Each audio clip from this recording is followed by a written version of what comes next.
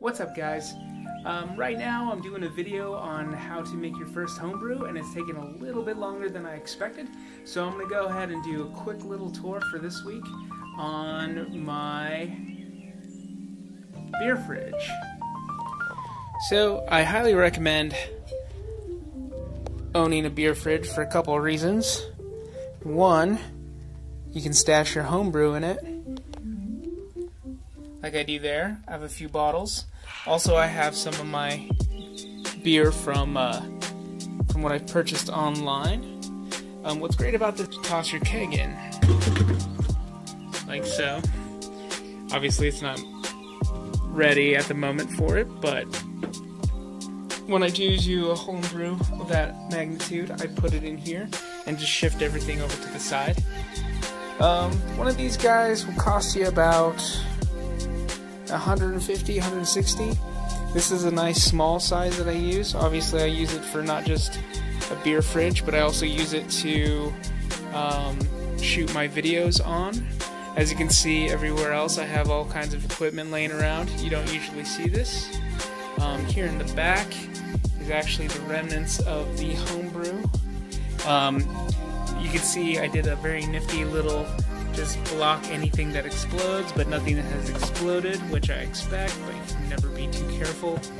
That still has a couple of weeks left on it, so I'm just leaving it be. Actually, at this point, we could probably remove these because it's no longer necessary. If you homebrew, I highly recommend buying a bucket. Even if you have a bucket for fermentation, buy another bucket. They'll come in handy for sure. So yeah, this is just my small little setup. Nothing too crazy. $150 for the beer fridge. And then you want to buy a temperature controller like this one. You can build your own, and that can be really cheap, but it's also time consuming, and you need to have some experience with soldering. If you don't have experience with soldering, then it can be problematic, but you can go on Amazon and you can buy one of these guys, an Inkbird temperature controller. It does both hot and cold inputs. So right here you can see that it has cooling and heating. When the temperature changes, it turns on and off either output.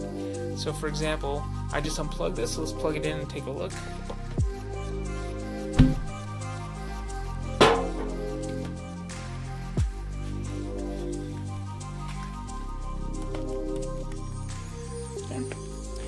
So right now I have my temperature set to 43 degrees Fahrenheit, and the fridge is showing 42.4 degrees Fahrenheit, and I have a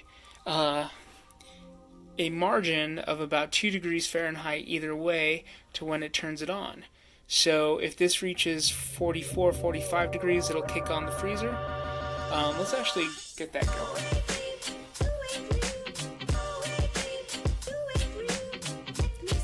I'm going to go ahead and pull this temperature controller out, and the room is about 72 degrees.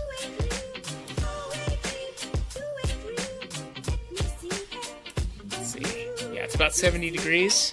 And there it goes. Actually, it looks like my margin's a little lower, so it kicked on the freezer, so it turned on the cooling portion. So now this part of the temperature controller has kicked on.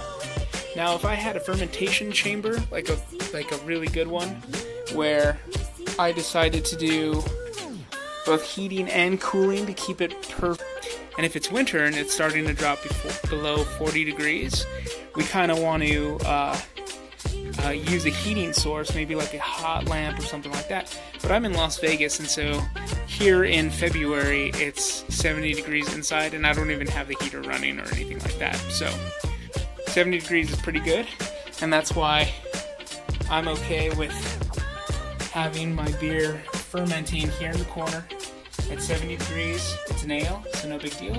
I have a bottle, and I have about a gallon in this mini keg, or it's actually a stainless steel growler. So if you're interested in any of that, wait for the new video coming out where I show you how to make a homebrew, a gallon homebrew, pretty cheaply, cost effective, and it's great for your first time. I go ahead and talk about all the terrible things that I had to go through to make it. It turns out that when you haven't brewed a beer with your fancy equipment in a while, it's a lot tougher than you remember, which is perfect because that's how it is the first time anyway. So look out for that video coming out in a couple of weeks. Like, subscribe, keep an eye out for that video coming in a couple of weeks where I do a homebrew. It's going to go over all the first time mistakes that you might make, all kinds of things that you might not think about the first time you homebrew, but I also want you to have a good experience. So I'm going to show you all the little things that you might be nervous about, and we run into some fun little problems that I think a lot of people have run into, but I think you'll really like it. So take care, have a good one.